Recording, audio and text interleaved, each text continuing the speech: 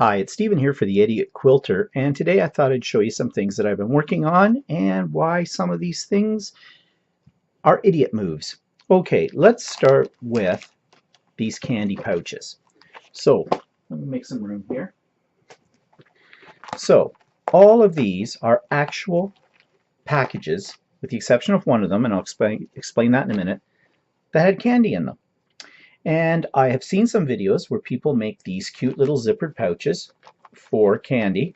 That one doesn't open well. That one does. Okay. And the way you do it is you basically take your candy pouch, empty it. How you get rid of the candy is your choice. And then you put a vinyl sheet over top of it. Now there's iron-on vinyl that you can buy, and it's by Heat and Bond, and it's really simple to use. It's clear. You lay the candy bag face down after you've trimmed it onto this vinyl, follow the instructions for ironing onto it, and then you have a nice finish that is waterproof and won't tear. Then you basically take the front and the back, separate them, and layer them. And for this particular project, I made them as quilted bags. So I layered them with some cotton batting and then some scrap material as the liner. Then I sewed on the zipper and sewed the two pieces together. Now, I'm not going to explain how to do that because there are tons of videos on YouTube that will show you that. But what I want to do is point out my errors. So the first one I made was this one. And this was my little prototype, and everything was working fine until I think that's the prototype. Maybe this one's the prototype. Yeah, this is probably the prototype. Yeah, because the zipper doesn't work very well in it. I ripped this out several times before I got it to look like this. But what I'm not happy about is this zipper. It's catching on the batting. You can see here. Now, I did some top stitching, as it's recommended in both of them, but the top stitching, all it does, just a line of stitching along here, which I did not do very straight, another idiot move, it's just there for decorative purposes more than anything else. Also, I jumped ahead here. You can see I have some parallel lines on here, some wavy ones. I quilted these before you put the zipper on and before you sew up the sides. And that's what makes them a little different. Some of the videos you'll see online, they don't bother doing that kind of thing. They just put together a conventional pouch bag. And this is why I had trouble with the zippers catching. So what I tried to do was I tried to go inside and sew down part of the zipper. And that does work a little better. I tried that again on another one, and it worked a little better here, although here I have not really sewn it down. I could have got that in a little closer.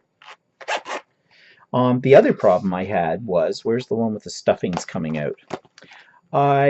Yeah, this one. This one? One of these.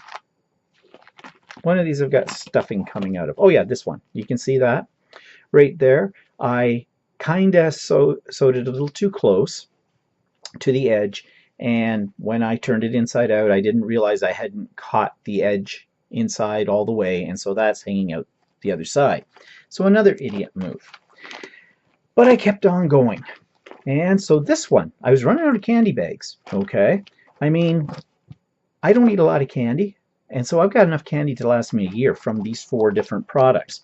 So I went online and I did an image search for candy wrappers, and I found this one for Jolly Rancher, and in Google Images printed it out, and I printed it on muslin to start with, just plain white cotton that I had used a interfacing, a temporary interfacing with this that you iron onto the back, and that way you can put it through your printer. So this is actually printed on material. Then what I did was I took that piece and treated it just like a candy bag, where I put the vinyl on top of it. I also layered it, and I lined it as well. Now I did use some interfacing in here too as well, because I found this, working with this material, a little light.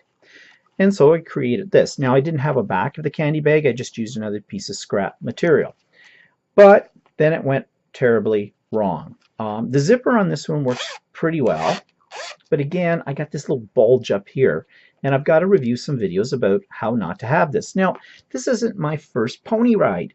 I have made zippered pouches before, way back actually, before I even got into major quilting, and I didn't have this problem with the zippers, and I am not sure why, what I'm doing wrong. But then I kind of took a better look at these zippers. These zippers were cheap. They came from Michael's. They were about $3.49 a piece, and they're very thin. So because I'm putting in a quilted sandwich basically inside as for the lining, it's thicker, and I think that's why my zipper is catching. So I bought at my local sewing store, Ultimate Sewing, I bought what's called zipper tape.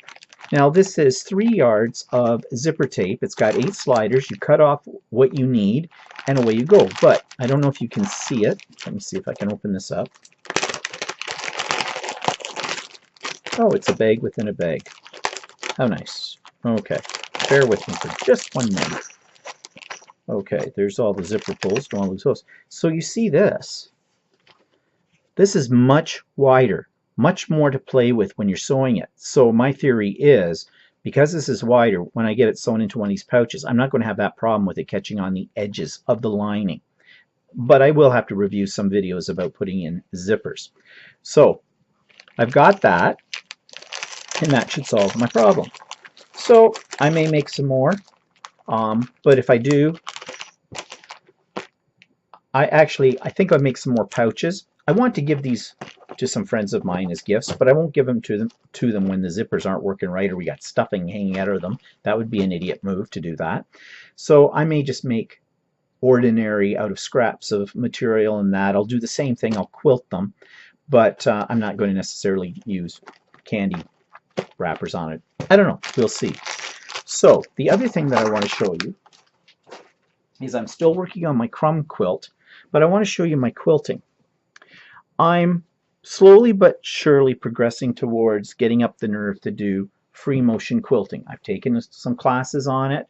I've done some practice. So this is not, sorry, I hit the camera. This is not free motion quilting. This is walking foot quilting, and I don't know if you can see it in these. But what I did was I created 6 different designs, and I have 6 squares in a column, and each one is quilted slightly differently, and then I'm going to alternate them. So I've got 2 rows done right now. You can see this one goes this way, and this one across here and down.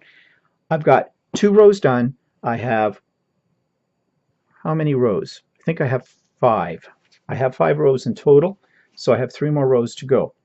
It's kind of slow going, but the end effect is kind of neat. Again, I'm using the walking foot, so I'm getting a little bit of practice in more controlled free motion quilting, if that's a technique, I don't know. And then what I'm thinking of doing is along the sashing and the borders, I may just do walking foot quilting, but in a wave. So we'll see. Is there an idiot move on this? So far not. Yes, some of these are not exactly straight or evenly spaced, but that's the beauty of free motion quilting, I guess. At least that's my story, and I'm sticking to it. So that's what I'm working on, and eventually I'll have this done, and I'll show you the finished product then. So that's what I've been working on lately, and thanks for watching this edition of the Idiot Quilter, and there'll be more in the future, because the one thing I know that I will do is make mistakes, and it's all about being an idiot. Talk to you later. Bye-bye.